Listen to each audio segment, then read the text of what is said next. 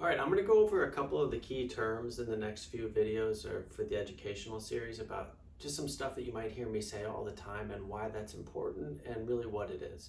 So the first one is inside ankle bone high.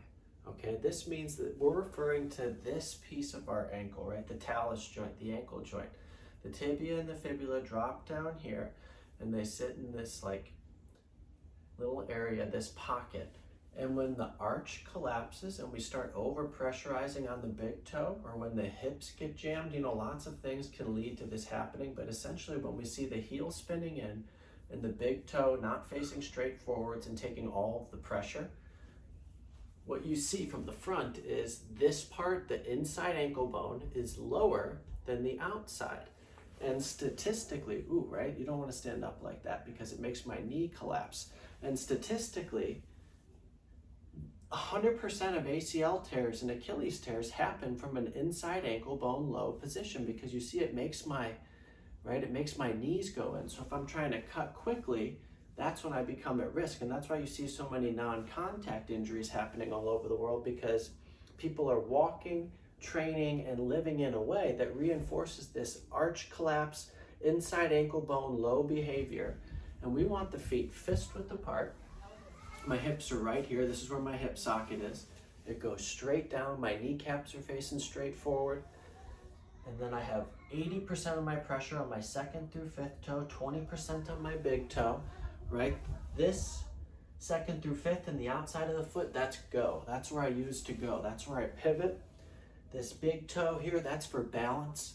And the heel on the back, it's for rest as needed. But I'm not pushing my hips forward and I'm not landing heels down. We have this expression, if it drops, if the heel drops, something pops, right? Because you're putting too much stress every time you clunk down. The idea is to stay light on your toes. Think of every sport, running, everything is off of your toes. So we should be doing exercises and living in a way that allows us to reinforce inside ankle bone high behavior, where this bone, right, your tibia and fibula actually have space to rotate. This is a rotary bone, and we'll talk more about this in the bows and the corners. But this is meant to open. It's not up and down like all these squats and deadlifts and leg presses would have you think.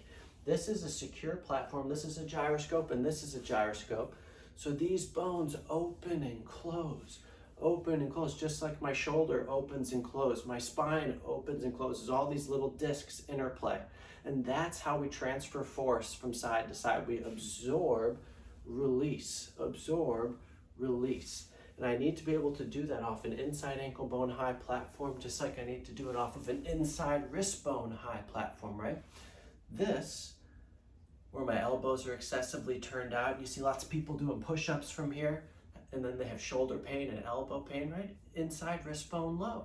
So it's creating dysfunction up the chain, just like inside ankle bone low creates dysfunction up the chain. So we need secure platforms, all right? Secure platforms. And then this is going to allow us to move through space effectively without getting hurt. And then we're going to perform exercises that also train up this platform, re-strengthen this arch, get all the crazy glue out of this joint. Because the thing is when the foot turns out, this bone gets blocked. So it can't rotate. So if you're trying to, even if the body knows, oh, well, I've got a bow, I've got a corner, it's going to get blocked either at the hip level or at the ankle level. And then you're going to feel shearing. And you're going to feel it here. You might feel it up here in the sciatica. You're going to feel it somewhere in the chain based on how your body's responding to the stress. But when your feet are straight forward and even erring slightly pigeon-toed, the bone, you can see, look, it has space to wiggle still. It can do what it needs to do. It's only when my feet are turned out do I get blocked, and then all of a sudden my capacity for movement gets immensely limited. All right, so inside ankle bone low. And then in Seiza, right, when I'm in Seiza and I press my feet into the floor like this is inside ankle bone, or this is inside ankle bone high, right? But it's upside down. Right? Inside ankle bone high is what we want. I started saying low before, but we want inside ankle bone high behavior, secure behavior, right? And then this is just inside ankle bone high, upside down. So whether I'm in pigeon, right? Inside ankle bone high, upside down, inside ankle bone high, upside down.